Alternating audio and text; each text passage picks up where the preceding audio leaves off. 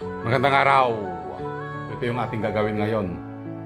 Mag-trim tayo dito sa mga eksis na sanga. Yan, at the same time, bawasan lang natin kunti dito. Kasi 8 months na mula nung nairipat natin, hindi pa natin nagagalaw. Malamang puno na rin dito sa kanyang mga ugat. Okay? So let's start. Maski kamatay, hindi ko iniiwasan. Tinamaan man ako, di ako sumuko. Sugatan ng katawan, pero buo ang puso.